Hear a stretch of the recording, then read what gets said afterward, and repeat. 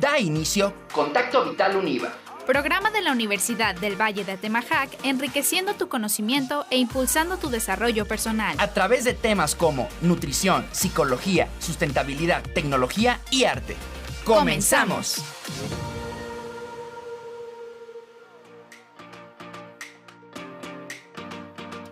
Hola, ¿qué tal? Muy buenas tardes. Bienvenido a Contacto Vital Univa, programa de la Universidad del Valle de Atemajac que tiene como objetivo brindarte información de calidad y que aporte algo positivo a tu día. Mi nombre es Alicia Ruiz Escorcia y estoy muy contenta de volver a hacer contacto donde quiera que nos escuches y en cualquier momento, porque como también estamos ya en plataformas, bueno, pues nos puedes escuchar en la mañana, en la noche, mientras lavas los trastes, en el carro, no sé, en cualquier momento. Muchas gracias por dejarnos acompañarte. Y bueno, déjate presento al resto del equipo y empezamos por mi compañero y amigo, don Carlos Chavira. ¿Cómo estás hoy? El resto y único del equipo en esta emisión, porque Hoy no hay niños. hoy no hay niños que cuidar. Pablo Caro y Mayra Hernández están con otras encomiendas académicas. Les mandamos un saludo. Nos dejaron solos para esta emisión. Pero bueno, con el gusto de saludarles como cada semana, les voy a recordar las redes sociales para que nos encuentren en las plataformas Instagram, @univa_vital y en Facebook como Contacto Vital Univa. También le mando un saludo a César Gutiérrez, compañero de Unidifusión, que nos ayudan a hacer esto posible. Y antes de pasar al chavidato de hoy, quiero mandarle un saludo porque nos lo pidió encarecidamente a nuestra fan número 1, así lo dijo ella, Nadine Rivera. Ay, un abrazo a Nadine. A Nadine Rivera, compañera de aquí de la Univa, Sí. que desde hace tiempo ya se puso al corriente con los episodios y nos escucha semana a semana. Entonces, un abrazo, Nadincita. Y bueno, ahora sí, el chavidato, un día como hoy, 4 de julio de 1996, se lanzó hotmail.com, la plataforma de correo electrónico, el primer servicio de correo gratuito. Y el día de hoy se celebra también el Día Mundial del Libro Electrónico. Oye, pero no fue el primero. ¿No fue Yahoo primero o Yahoo? Pero, bueno, no sé. A ver, Alicia. No hizo su tarea. No, sí la hice. Este no es el espacio para que me cuestiones, Alicia. Puedes abrir tu alidato, ¿sí? Pero el chavidato es mío. Puede haber derecho de réplica. Y ahora sí, Alicia, vamos al tema. ¿Quién nos acompaña y de qué vamos a hablar el día de hoy? El tema del día de hoy. Hoy vamos a echar como chisme. Siento que va a ser más de plática que realmente programa y entrevista en forma. Tenemos un programa especial, como casi todos los que tenemos en realidad, pero ustedes van a notar ahorita muy bien por qué. Bueno, vamos a estar hablando sobre la televisión, algunas series que podemos encontrar en algunas plataformas y van a decir, bueno, pero ¿y eso cómo? Porque, bueno, ahorita van a entenderlo todo muy bien. Tenemos una invitada que nos acompaña desde España, pero la tenemos aquí en cabina con nosotros. Y esto es gracias al programa de Verano Global, ¿cierto, Chavira? Así es, este programa que le permite a nuestros estudiantes y a la comunidad en general, también a los administrativos, pues compartir experiencias con profesores de otras universidades alrededor del mundo. Nuestra invitada del día de hoy viene de una universidad. ¿De cuál universidad vienes? Universidad CEU San Pablo. San Pablo. ¿Ya escucharon de dónde? Ya no necesito decirles de qué país, ¿verdad? Bueno, formalmente la presentamos, es la maestra Sara Padín Castro. Además de ser graduada de Comunicación Audiovisual y Periodismo y contar con un máster en formación de profesorado para educación secundaria, estudió cine en la Escuela de Cinematografía y del Audiovisual de la Comunidad de Madrid. Es profesora colaboradora en la Facultad de Humanidades y Ciencias de la Comunicación de la Universidad CEU San Pablo, que es la que nos acaba de mencionar. Y bueno, en sus 5 años como docente ha impartido asignaturas relacionadas con la producción de contenidos para televisión, como televisión y video, dirección de fotografía, edición no lineal y realización en televisión. Así que bienvenida, Sara, qué gusto que nos acompañes en estos micrófonos. Encantada yo de estar aquí con vosotros. Y bueno, como decíamos, vamos a estar hablando sobre la televisión porque la verdad se nos hizo muy interesante platicando con Sara sobre todas estas coincidencias y diferencias que encontramos en nuestra historia, porque empezábamos a hablar de cómo antes la televisión, y tú que nos escuchas pues vas a recordarlo, era un punto de encuentro. O sea, nos reuníamos alrededor de la televisión para ver algunas series, alguna novela, algún programa, y resulta que bueno, en España era lo mismo. Pero aparte nos dimos cuenta que había muchas series que mexicanas que veían en España, y también nosotros obviamente consumimos un montón de producciones españolas. Entonces de ahí surge la idea de hacer este programa como pues un intercambio cultural que creo que es muy interesante y que bueno, vamos a aprovechar a nuestra invitada que tenemos hoy. Y para empezar con este diálogo con Sara, ¿qué nos puedes hablar o qué podemos hablar de la televisión como punto de reunión familiar? Lo platicábamos en la planeación de este episodio precisamente, que pues en su momento, así como ahorita las plataformas digitales ocupan este lugar especial en el entretenimiento familiar, pues así lo fue también la televisión. En España, ¿cómo fue la televisión para que la familia se reuniera alrededor? Bueno, yo creo que en España ocurrió lo mismo que ocurrió en otros países, igual que ocurrió en México y también ocurrió en países como Estados Unidos. La televisión como tal, el invento de la televisión tardó un tiempo en convertirse en algo social, ¿no? Cuando ya se empezaron a emitir diferentes televisoras o diferentes estaciones de televisión empezaron con sus emisiones regulares, muy pocos tenían acceso a esos dispositivos y por lo tanto aquellos que lo tenían se convertían en epicentro de su comunidad, en un lugar en el que no solo la propia familia sino los propios amigos, los vecinos se acercaban a esa televisión y podían ver ese contenido que era un poco elitista incluso, ¿no? Porque muy poca gente tenía acceso a ese contenido. De ahí, de ese modelo de televisión comunitaria, que es como se llamaba, se pasó a la televisión ya un poquito más familiar. Cuando empezamos a comprar nuestras televisiones, bueno, digo empezamos, pero yo no. Yo soy un poquito más jovencita, pero cuando ya se empezó a tener televisión en las casas, estamos hablando como a finales de los 70, principios de los 80, depende un poco del país, ya la gente se aglomeraba en torno a esa televisión que solía estar en el salón, ¿no? Y seguía ocurriendo esto, lo de los teleclubes, que era como se llamaba. La gente que todavía seguía sin tener televisión se acercaba pues a un videoclub, pero en aquel momento teleclub, a ver la televisión, y entonces la televisión era como un evento, ¿no? Era lo que estaba ocurriendo, era un momento en el que la televisión además era un medio de comunicación de masas y llegaba a muchísima gente. Y es que era muy interesante porque, como dice Sara, era un momento, o sea, que ya sabíamos a qué hora salía el programa que queríamos ver, porque aparte no había como muchas ofertas. Mucha oferta. O sea, eran muy pocos los canales y obviamente muy pocos los programas que salían, pero como era lo único, entonces todos estábamos al pendiente de lo mismo y como que todos hablábamos de lo mismo, ¿no? O sea, ya sabíamos que iba a ser el capítulo de estreno de la novela o del programa y como que todos estábamos a la expectativa y era también como una cuestión social muy interesante cómo nos reuníamos alrededor de este aparato para poder como convivir y que si se te pasaba la hora y no lo veías, no había manera de recuperar el contenido. No eras nadie, ¿no? Sí, exacto, porque supongo, bueno, que sobre todo en los inicios de este sistema, pues, que pues al siguiente día quien te ponía al corriente, como decimos aquí en México, sobre lo que pasó en la telenovela era pues el vecino, la mamá, el papá, el hijo, no sé, quien haya consumido el contenido, pero no lo veías porque ya no había manera de repetir el contenido. Entonces es interesante esto. Era en ese momento, ¿no? Que es como de los 70 hasta los 2000, incluso hasta la llegada, yo creo, de Internet y de las plataformas, incluso se potenciaba esto que ocurre ahora que llamamos los jóvenes Fear of Missing Out, FOMO.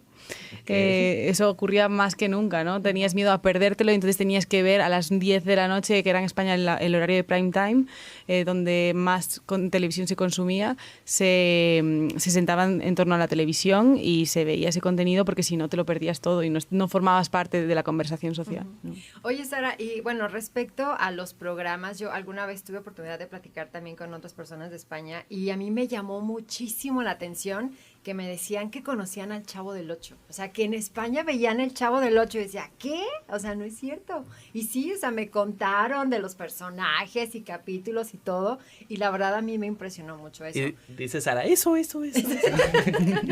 Entonces yo quiero preguntarte, además del Chavo del Ocho, o sea, ¿qué otro tipo de producciones mexicanas han cruzado el charco y han llegado hasta España?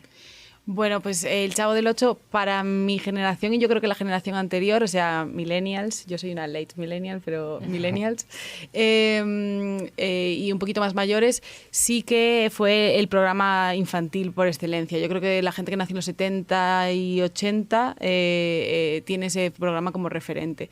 Se retransmitió infinitamente en España, o sea, en un canal que era como la alternativa al programa, al canal nacional, que era un poquito más cultural. Ahí lo echaban a la hora de comer y a la hora de cenar y dependiendo de la etapa pues lo veían la gente joven muchísimo. Entonces más programas que ese Cantinflas también durante esa época se vio muchísimo y ya... ¿Pero como las películas de Cantinflas? Las películas de Cantinflas se las reponían una y otra vez. Ah, ok. Yo me acuerdo de estar sentada con mi abuelo, que era como que consumía ese tipo de humor absurdo. También veía Mr. Bean. Entonces como que era un poco de ese estilo y me acuerdo de estar sentada con él y que le encantaba, o sea, no podía parar de verlo, le hacía muchísima gracia. Entonces yo como que me acuerdo de muy pequeña de haber crecido con Cantinflas, sí. Y viceversa, pues, ¿qué contenidos detectas tú españoles que consumimos en México o que piensas tú que cruzaron ahora de regreso el charco? Bueno, por el tiempo que llevo aquí, he visto que series de Netflix que están ahora en la actualidad, que a lo mejor las grandes producciones españolas que han cruzado el charco, no solo a México o a América, sino ya a todo el mundo. Élite, La Casa de Papel, este tipo de producciones. Incluso me han dicho reality shows como Amor, Confianza o cosas así, que en España la verdad es que sí que se consumen, pero me hace gracia que sea tan global aquí. Bueno, había como, no sé si se llamaba así, la Academia, no. ¿Cómo era en España? De donde salió David Bisbal. La Voz. Operación Triunfo. Operación Triunfo. Ese también como que, bueno, creo que ese es como un formato, ¿no? Que se aplicó como en muchos países. Sí, o sea que llegó aquí la versión española.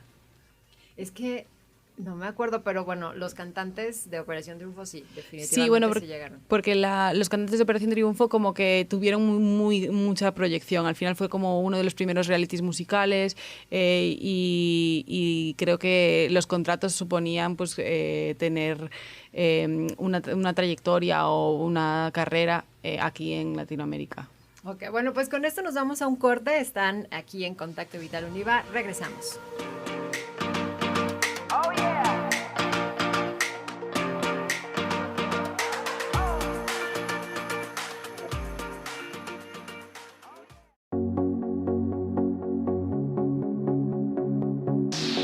Y ya estamos de regreso en Contacto Vital Univa en este segundo bloque, al que decidimos darle record de una vez, porque si no, luego toda la conversación iba a quedar fuera de micrófonos. Estamos hablando de los contenidos audiovisuales en México y España con nuestra invitada, la doctora Sara Padín, de la Universidad de San Pablo de España. Y estábamos, antes de irnos a corte, hablando precisamente de lo que consumimos aquí en México, que es producido en España.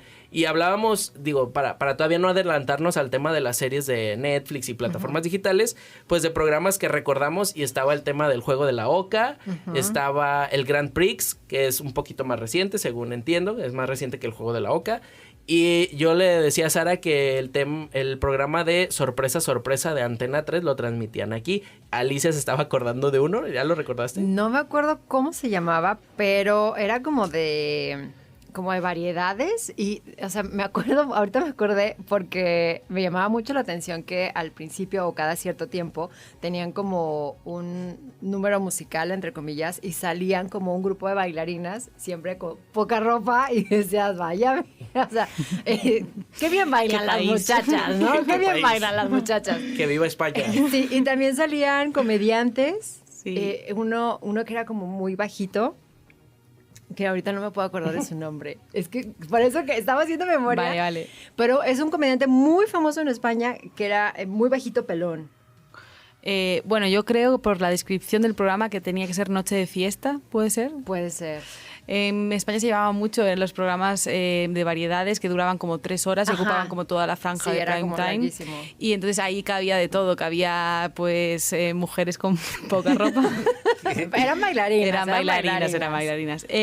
Cabían pues números musicales, ahora ya hablando en serio, números musicales, cabía comedia, también hacían ficción en directo como teatrillo, y después también hacían concursos telefónicos.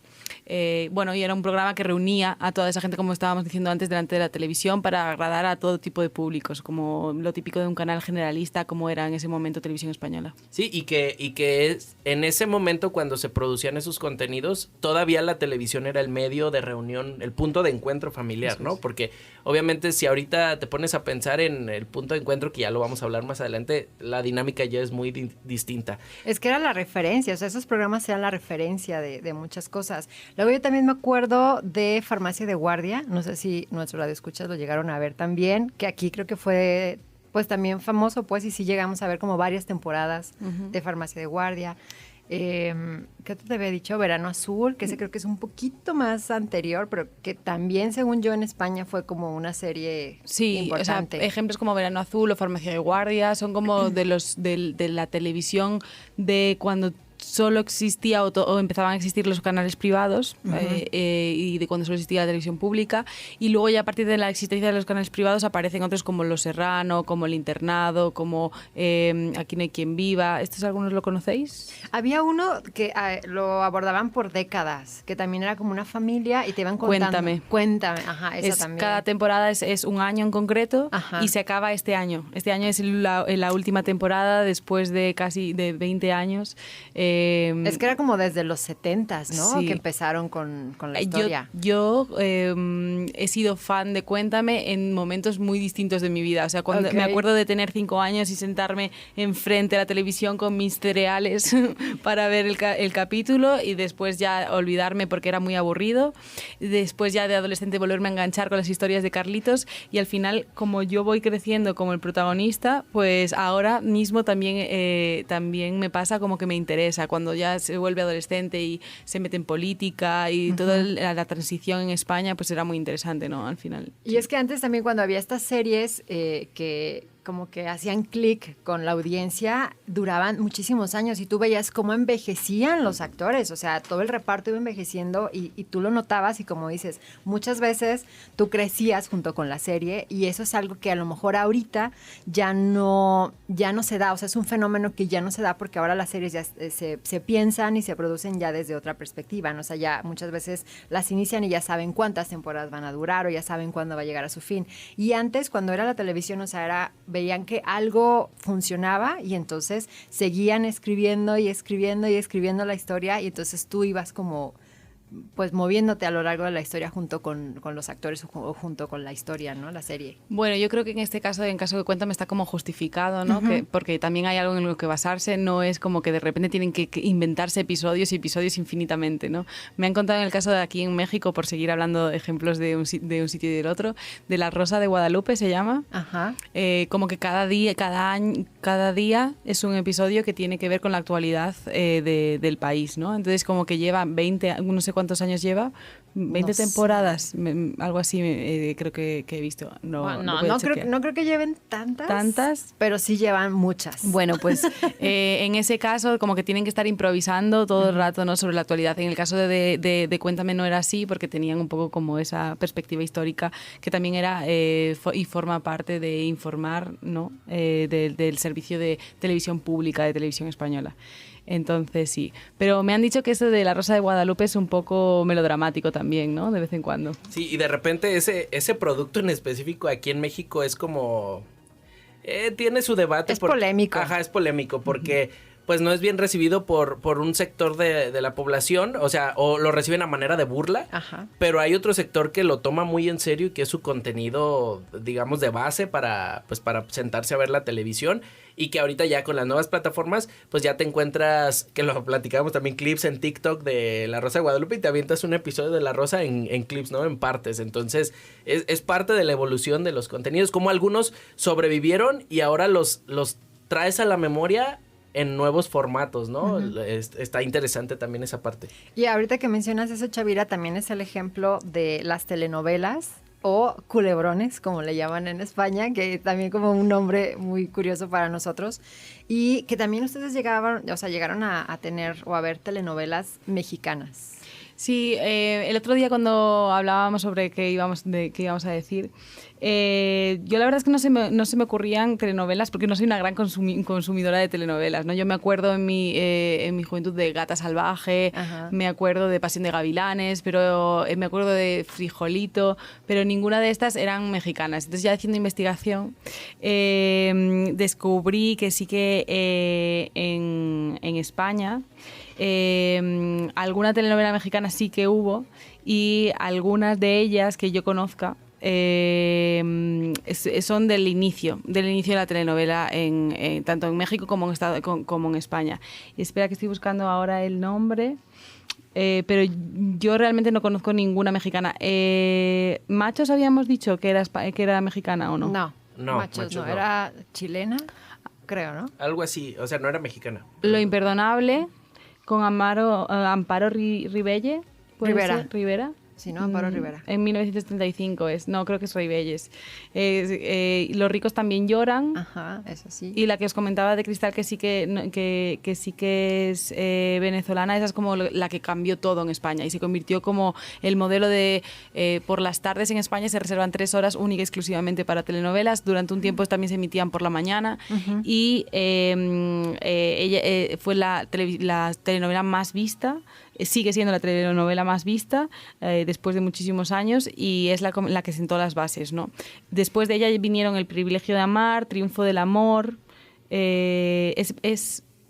sí, y la brasileña y otra brasileña que tampoco conozco, pero sí, Triunfo del amor es como la última que se ha emitido, yo creo, mexicana. Y como aquí se abre un poco más el abanico no solo a México sino a Latinoamérica, ¿no? Que Latinoamérica en ese momento vivió una época de oro en producción de telenovelas, que también lo platicamos. Ahorita ya quienes están, por lo menos aquí en México, posicionados, Turquía y Corea son quienes producen pues melodramas que se consumen mucho aquí. Sara, tú nos decías que allá en España es Turquía, ¿no? Ahorita como... Sí, han intentado Corea recientemente y no ha calado.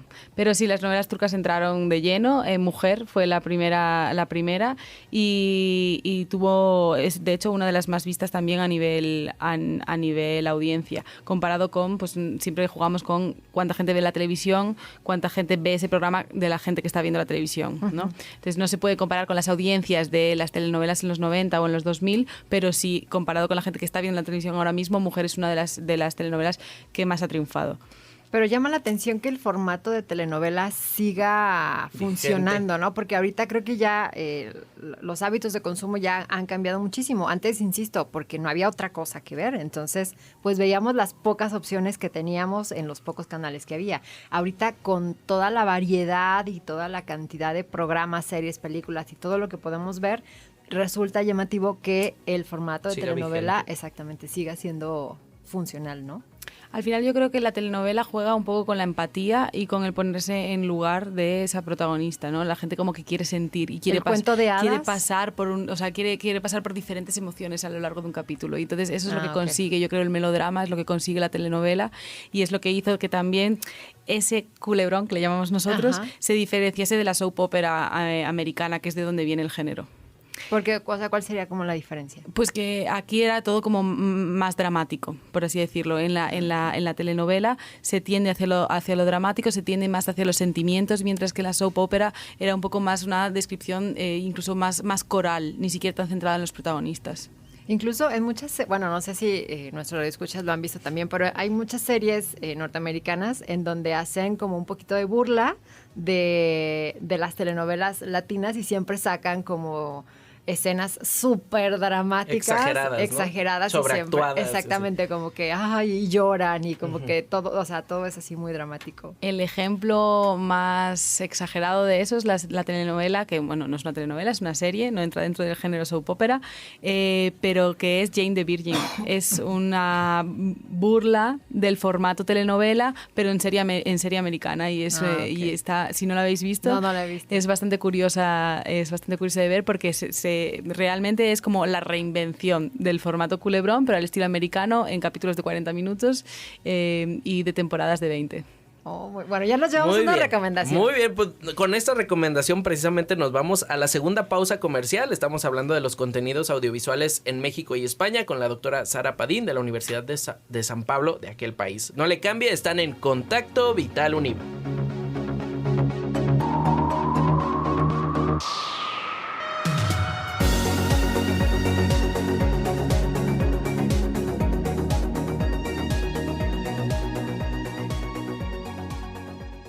Contacto Vital Univa, un espacio de profesionalización y aprendizaje para tu formación integral de la mano de nuestros especialistas. Escúchanos todos los martes en punto de las 2 de la tarde a través de Radio Vital 1310 AM.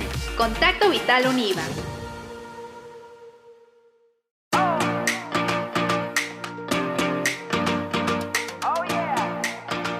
Y ya estamos de vuelta aquí en Contacto Vital Univa hablando sobre la tele, las series y todo este como chismecito. Nunca habíamos tenido un programa así como este. Yo estoy bien Bienvenidos a entretenida. Contacteando. Sí. Es que aquí en México hay un programa muy famoso que se llama Ventaneando y que hablan de la farándula y los espectáculos. Ay, no entonces, empieces. Contacteando. Porque, ¿quién Genial. serías tú? Ay, no puedo decir nombres de mayonesas, pero bueno, síguele Alicia mejor. Bueno, si me permites voy a hacer la pregunta Adelante, que yo tenía. adelante. Yo te quería preguntar, ya en serio, Sara, Dime. ¿qué percepción cultural, por ejemplo, tú que ya estás aquí en México, qué tanto cambió tu percepción de la cultura mexicana ahora que estás aquí en México y antes cuando veías las telenovelas? Bueno, yo ahora estaba pensando en otras referencias que yo me había apuntado A ver. para contaros. Justamente yo la referencia que tengo de México, si tengo que fiarme de lo audiovisual, ¿vale? Y el otro día estaba en clase y saqué unos datos, ¿no? Una tabla que decía que el 77% de las exportaciones culturales de México son audiovisuales, ¿vale? Series y cine, porque de música solo un 5%, entre un 5 y 7%. Súper poquito de música. Sí, entonces de música, mi referencia relacionada con la tele es Luis Miguel y en específico Luis Miguel la serie. Ah, muy bien. Bueno, Entonces, no esa nos es fue la tan mal. Que también hay españoles en la serie. Eso es. Entonces la última Es un crossover. La última, la última referencia que yo tengo era esa. Entonces, bueno, yo creo como foodie, ¿vale? Yo ya venía con muchas expectativas de México y venía como abierta a México. Y claro, es verdad que aquí si has visto Rebelde, a lo mejor. No, ahí No. quédate, ahí déjalo, porque nos vas a hacer que puros haters vengan para acá. No, mi perspectiva la verdad es que se ha visto confirmada e incluso mejorada. La gente en México muy Qué guay. Muy bien, muy bien. Muy majos todos. Ok, ¿con qué seguimos? Bueno, ahora, estábamos hablando de las telenovelas, soap opera, culebrones, y ahora vamos a hacer como esta transición hacia las series. O sea, ya vimos que este formato tuvo su momento, pero de alguna forma ya con las nuevas plataformas, las nuevas tendencias, redes, internet y demás, cambia y va como evolucionando. Entonces ya tenemos ahora las series, que las series son, creo, como las nuevas telenovelas o los nuevos culebrones. ¿Sí? ¿Es correcto, Sara? Bueno, o sea, sí, empezamos por las soap operas, que al final era como, pues eso, la evolución de la novela, la novela, radionovela, y luego la soap opera y la telenovela. Y luego ya cuando se empezó a tratar temáticas diferentes, cuando se empezaron a introducir una trama central y no pues seguir a un personaje, en ese momento, cuando el target ya no eran pues las amas de casa o la gente que se quedaba en casa, empezamos a hacer contenido pues más específico, ¿no? También el cambio de modelo de las televisiones, que pasamos pues de ser un servicio público a pues la diversidad cuando aparecieron los canales privados, a la especialización cuando aparecieron pues los canales satélite y la explosión de canales de la televisión por cable, pasamos ya al video on demand, que introdujo la personalización de los contenidos. Y ahí sí ya las series acabaron de explotar. Y ya no consumíamos solo un tipo de serie, como hablábamos antes, por ejemplo, de Cuéntame, o como podía ser a lo mejor alguna serie mexicana que sea generalista, que tenga un público como para mayores, jóvenes, que no sea telenovela. Serie ya de plataforma digital. Sin ser de plataforma, antes de ser, sin ser telenovela. Es que aquí casi no había cultura No. de series. Había una, que igual, Chavira, tú no te tocó, Papá Soltero. Ah, no, pero yo sí lo vi con ¿Sí César la viste? Costa. Ajá. Esa, creo yo que es de las únicas o pocas series que funcionaron en México. Pues en este modelo que surgió pues ya a finales de los 90, ya en los 2000 con la aparición de las plataformas empezó la personalización de los contenidos, a hacer series como más específicas, con temáticas más claras, y lo que permitió esta personalización de los contenidos es que los contenidos fuesen consumidos de principio a fin, ¿no? O sea, como sabiendo qué es lo que te va a gustar, yo puedo producir un contenido de principio a fin pensando... Más a tu medida. Y pensando que ese contenido va a tener un inicio, va a tener un desarrollo y va a tener un desenlace cerrado, ¿no? Entonces las series empezaron a crecer. La edad de oro de las series de televisión es a partir de los años 2000 y hasta hoy en día. Hasta ahora, ¿no? sí. Entonces ahí sí las series de televisión cada vez son más específicas y ya ahí entraron las series mexicanas y las series españolas y ya pues las series que el español es una de las como sellos de calidad que está vendiendo a nivel internacional. La gente quiere aprender español y lo hace a través de las series. Como nosotros aprendimos inglés a través de la ficción, pues ahora está ocurriendo como lo contrario, ¿no? Entonces cada vez hay más margen de mercado para este tipo de productos. Oye, Sara, y de acuerdo también a ti que estás inmersa en los medios, en la producción, ¿qué vemos actualmente? ¿Qué se consume actualmente en contenidos? ¿Qué nos puedes platicar? ¿Qué tanto ha cambiado el consumo? Pues ha cambiado y está cambiando cada vez más. Menciono, ¿te refieres a contenido o al tipo de contenido o al tipo de consumo? Pueden ser ambas. Pueden ser el tipo de contenido, empezando por ahí. ¿Qué tipo de contenidos consumimos actualmente? Bueno, pues ahora consumimos series de televisión. Una de las cosas que he mencionado en clase estos días es que cada vez consumimos más audiovisual. Estamos más con una de las tendencias de 2023 es que el TikTok va a primar. El vídeo está por encima de todo. Consumimos vídeo en todo tipo de plataformas.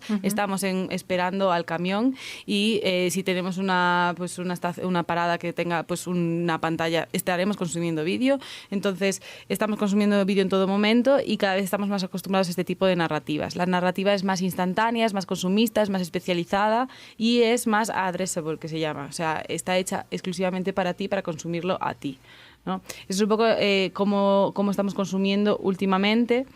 Y los contenidos cada vez se especializan cada vez más. Tenemos el ejemplo, por ejemplo, que fue un poco experimento de Black Mirror Bandersnatch, en el que tú mismo jugabas con la interactividad, que es una de las características de pues, Internet, ¿no? Que tú puedes interactuar y que puedes como crear tu propio camino. Pues en este caso, las series también van innovando en ese sentido.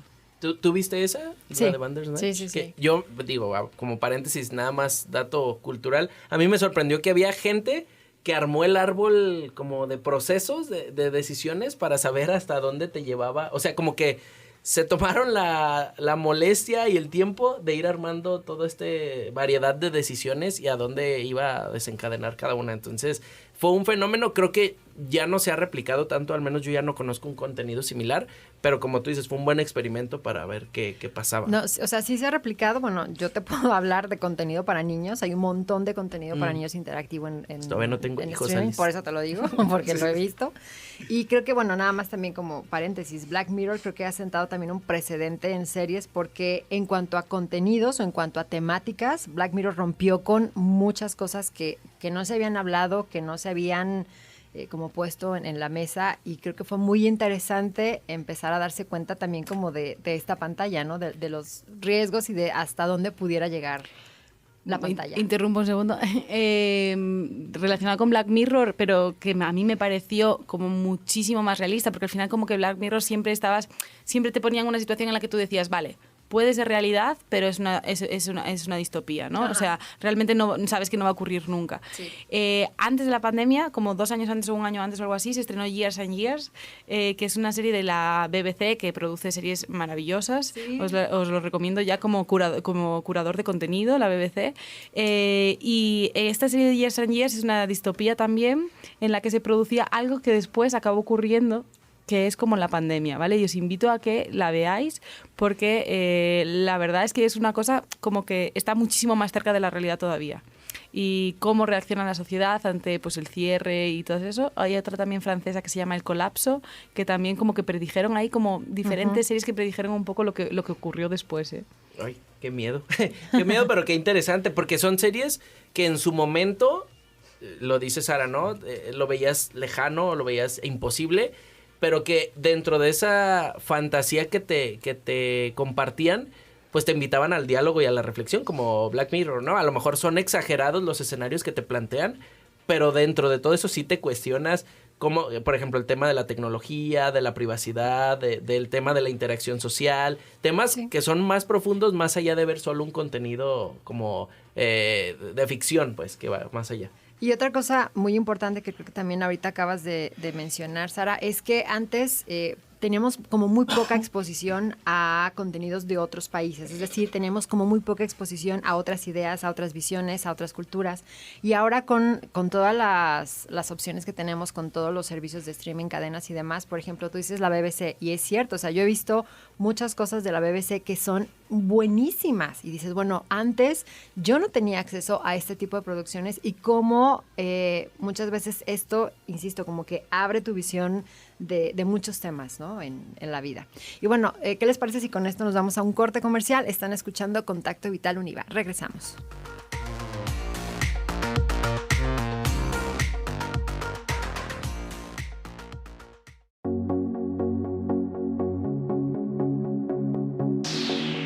Ya estamos de regreso en Contacto Vital Univa en este último bloque en el que estamos hablando de los contenidos audiovisuales en México y España con Sara Padín de la Universidad de San Pablo en este programa de verano global, por eso nos acompaña ella aquí en la Univa Guadalajara.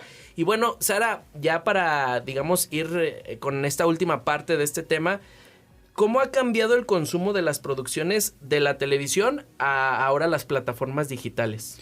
Bueno, pues como todo lo digital o todo lo con acceso a Internet, los modelos de comunicación ya no son unidireccionales, sino que son que van y vuelven, ¿no? Entonces, ¿qué significa esto para la producción de contenidos o en las plataformas o en el sistema de plataformas de video on demand?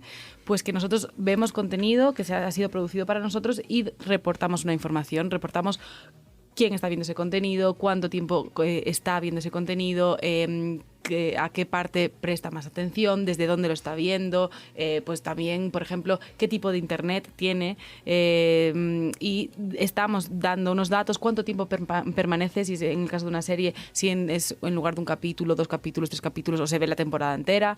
Entonces, ese sistema bidireccional genera información que causa o provoca que las plataformas de video on demand tengan muchos datos sobre nosotros. En este caso, pues la primera, ¿no?, y la que tenemos como referentes todos es Netflix, y Netflix estableció un modelo en el que a través de tags, tiene un ejército de taggers, personas que ven el contenido y taguean el contenido, ¿vale? Eliminó los géneros, ya no existe terror, thriller, ¿vale? Porque a lo mejor resulta que tú dices, no, me gusta la comedia romántica, y entonces solo ves comedias románticas, solo entras en el catálogo de comedias románticas, pero a lo mejor sí te gusta un actor que de repente hace comedias románticas y puede hacer acción, ¿no? Entonces, lo que evita Netflix con los tags son estos géneros que encasillaban el contenido en 6, 7 categorías, 8 categorías, y genera hasta 65.000 tags, ¿vale? Tags como, por ejemplo, final feliz. O okay, tags como terror,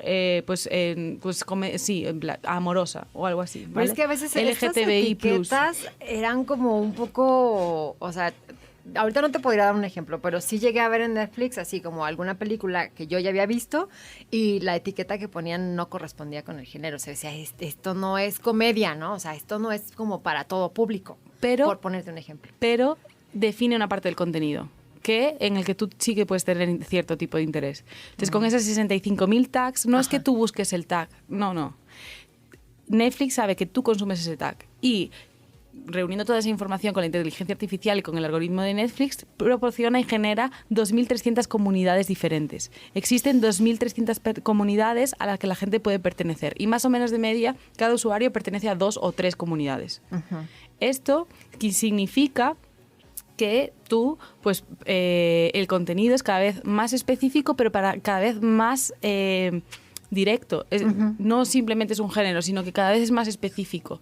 Hace que el contenido sea un contenido de nicho. Lo hacía el otro día en una práctica en clase, yo les decía, venga, abrid vuestros Netflix, y cada uno tenía un Netflix diferente. O sea, existía el Netflix de las personas que consumen contenido anime, existe el Netflix de los que solo consumimos comedia romántica, existe el Netflix de los que solo consumen thriller, ¿no? O de los que solo consumen productos internacionales. Entonces, cada contenido, cada Netflix es diferente. Yo creo que es la gracia que tuvo Netflix en su momento. ¿Qué es lo que ocurrió con este modelo? Que las otras plataformas han intentado reproducirlo, Netflix ha intentado reproducirlo, y al introducir un modelo en el que, pues, el contenido se agota porque fomentamos el binge watching, necesitas tener a tu suscriptor ahí agarrado todas las semanas. Vamos a producir contenido cada semana para tenerte agarrado. ¿Qué es lo que ocurre con el contenido? Que va bajando de calidad, Claro. ¿no? O sea, al final estamos produciendo contenido sabiendo, y esto es la gracia del cambio de modelo de consumo, sabiendo que este contenido sí que lo vas a consumir. Porque el otro día escuchaste un podcast conmigo y con otra persona, y entonces vas a consumir otro podcast en el que esté pues Chavira también, porque ya has visto algo con Chavira. O vas a consumir otro podcast de series de televisión, porque has consumido un programa de series de televisión. Entonces, sabiendo eso, el contenido es cada vez más específico, el contenido se convierte en un producto y los usuarios cada vez están un poco más descontentos con esto, porque dicen, vale, es que al final estoy viendo lo mismo todo el rato. Claro, porque O sea, ya no tienes esa diversidad, ya no puedes elegir. Se va sesgando, pues. Sí, o sea, en realidad ya no eliges, o sea, la plataforma elige por ti prácticamente. Y lo que era una experiencia de usuario magnífica se convierte en una experiencia de usuario pésima. ¿Por qué? Porque cuando quieres salirte de la norma y no ver lo mismo de siempre, tardas más de 1 minuto y medio en escoger lo que quieres ver. Y cuando tardas más de 1 minuto y medio, y Netflix lo tiene medido, abandonas la aplicación. Sí, a mí me ha pasado, sobre todo cuando Mariel, mi esposa, y yo queremos ver algo, si hemos abortado misión, decimos, no, es que creo que, aparte de que nuestros gustos suelen ser muy diferentes, la aplicación no ayuda porque dices, es que no, esto ya lo vio ella, esto ya lo vi yo, esto no lo hemos visto, pero pues no nos llama la atención. Y sí, yo creo que nunca había sido consciente como de tomar en cuenta cuánto tiempo realmente, pero sí, yo más de 2 minutos no. Yo digo, no, bueno, entonces probemos con otra plataforma, a ver qué nos ofrece esa otra plataforma. Yo me he pasado más de media hora intentando decidir. O sea, soy una persona exigente en contenido. Pero sí. O sea, al final, pasarte la mitad de tu del tiempo buscando qué ver, pues no es una buena experiencia de usuario, hace que el usuario abandone la plataforma, se vaya a otras plataformas, y entonces Netflix ha intentado como proponer, Netflix y otras plataformas también, estoy hablando de Netflix porque es como la primera, sí. Pero han intentado pues hacer otro tipo de iniciativas para conseguir, ¿no?, que se queden. Desde dentro de esas iniciativas, por ejemplo, el que te pongan algo al azar, ¿no? Lo habéis visto en Netflix, sí. Que te pongan, y de repente que también juega con lo que tú sueles ver, y entonces tampoco funciona, ¿no? Entonces, estos modelos están intentando pues convivir con otro tipo de nuevos modelos. Otra cosa que ocurrió también es que, claro, las distribuidoras al final, como Netflix, juegan con sus propios contenidos y con distribuidoras de otros contenidos. Dependiendo del país, pues tienes unos derechos o tienes otros derechos. Y luego, si cada distribuidora, si cada productora se crea su distribuidora, cada vez hay menos derechos en juego. Por lo tanto, yo no puedo tener en Netflix todo el catálogo de contenido. Yo voy a tener que irme a otra plataforma para ver otro contenido, y a otra plataforma, y al final el usuario tiene que tener, el espectador tiene que tener 5 plataformas. Exacto. Para satisfacer sus necesidades. ¿Qué es lo que ¿no? está pasando ahorita? Por ejemplo, Disney, que tiene acaparado gran parte del mercado de entretenimiento, pues ya Netflix desapareció parte de su catálogo porque pues le pertenece a Disney, entonces empezó a como a drenar estas otras plataformas y ya se va haciendo muy selectivo el contenido. Oye, Sara, ahorita mencionaste que eres como muy, muy difícil pues para tus gustos, muy selectiva en tus gustos. ¿Qué nos podrías recomendar? O sea, ya casi para irnos, recomiéndanos, no importa pues de qué plataforma, nada más como recomiéndanos contenidos, o sea, cosas así como nos decías de Years and Years, como qué otra serie, qué otra película, qué otro contenido, desde tu punto de vista como productora, o es decir, que te dedicas a ello, que valga la pena. Bueno, yo contenido específico no, pero sí que, porque cada vez yo he sido muy consumidora de series, o sea, en toda mi vida, y me he saturado. Me pasa lo que le pasa al mercado, o sea, estoy saturada de contenido televisivo. Ya no puedo ver más de 3 horas seguidas. Yo creo que he llegado a ver 24 horas seguidas de series de televisión. ¿En serio? Sara. No, yo no. Y llega un momento en el que el binge watching, pues, es una razón por la cual también preocuparse, ¿no? Una persona que está ahí 16 horas viendo la televisión. No, pero ahora esto 24 horas de broma. Yo creo que estoy en rehabilitación. No, pero sí, lo que me está ocurriendo es que cada vez, y un poco la estrategia que también está siguiendo en Netflix, pero no tanto, no tan comercial, cada vez los contenidos locales me interesan más, los contenidos que son diferentes, ¿no? Netflix está entendiendo a contenidos locales, que es contenidos locales que tienen como rasgos internacionales, como por ejemplo pues jugar con las emociones, por ejemplo la madre, la familia, ¿no? O sea, como el triunfo de La Casa de Papel o el triunfo de El Juego del Calamar, por ejemplo, son series que juegan con lo más básico del humano, que es la subsistencia, ¿no? Sobrevivir, gente atrapada en un banco que tiene que salir de ahí, ¿no? Los Robin Hood, pues del siglo XXI.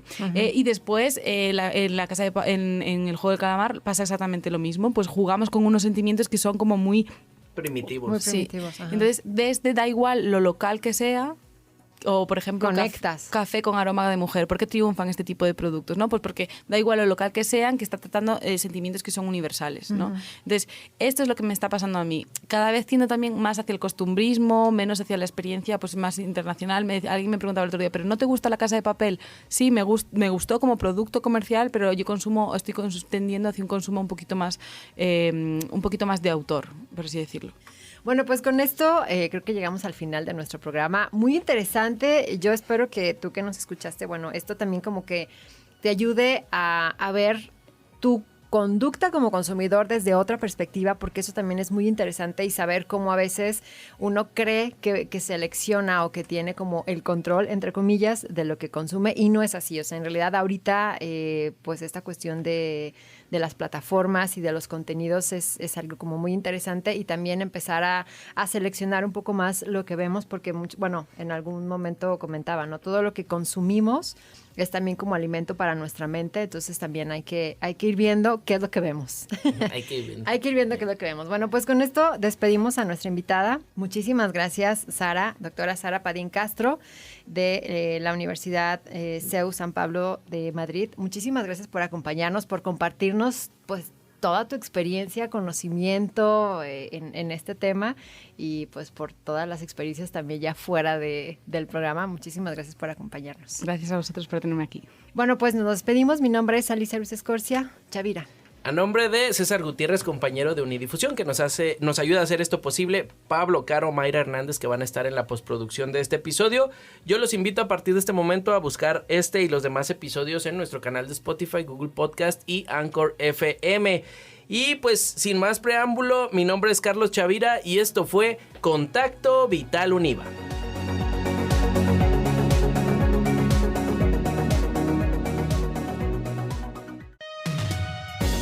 Esperamos que este episodio haya aportado algo positivo a tu día. Gracias por escuchar Contacto Vital Univa, un espacio de profesionalización del Centro de Producción Audiovisual de la UNIVA Campus Guadalajara. Nos escuchamos en la próxima emisión.